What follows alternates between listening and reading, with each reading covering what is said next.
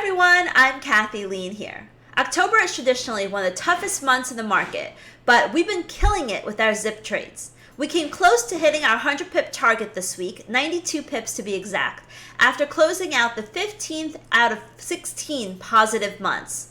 On Friday, I posted 2 zip charts on Twitter, one for gold and one for Euro CAD. Let's deconstruct those trades. First, I called out the short gold signal. We had an earlier zip sell signal, the white candle, but the trade we took was actually the rebound and rejection of the zip indicator line.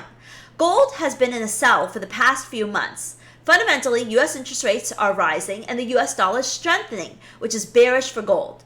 So when we got the gold signal, I checked the daily chart, confirmed that gold was trading below key moving averages with room to the downside like you see in this chart here. And by the London close, we took this trade and the trade had already gone down $10. EuroCAD had a zip buy signal at the New York Open, which is the white candle with the green background. We jumped in after the U.S. retail sales report. Although the outlook for the Eurozone is very weak, if you've been trading euro, you'll know that it refuses to fall at the same velocity as the other major currencies. Euro is the most actively traded currency. It is deeply oversold and particularly vulnerable to a crowded short squeeze. In early New York trade, oil prices were moving lower and the Canadian bond yields were negative, so we had short-term drivers for Euro CAD strength. We jumped into the trade on the long side, and honestly, I didn't expect it to move as much as it did, but boom, 80 pips of gains in 2 hours. On Thursday, we live traded CPI with hundreds of people. It was an important number that triggered zip signals in many different instruments. US CPI was strong, driving the US dollar higher.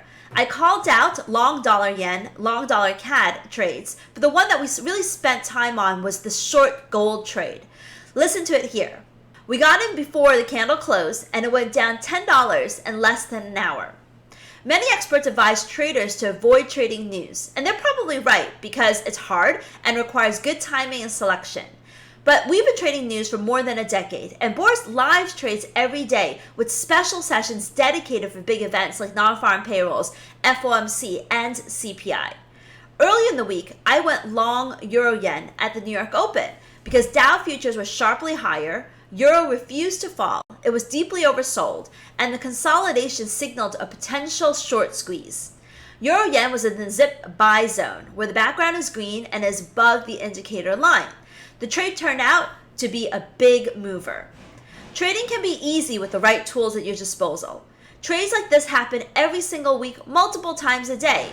Now, not every day is a winner. I talk about that often on Twitter, YouTube, to our members, especially when we're having a good week. I remind them that they'll be losing sessions, losing days, and sometimes even losing weeks. But in the long run, as you can see from this track record and all of the trading opportunities this past week, zip is a very powerful indicator.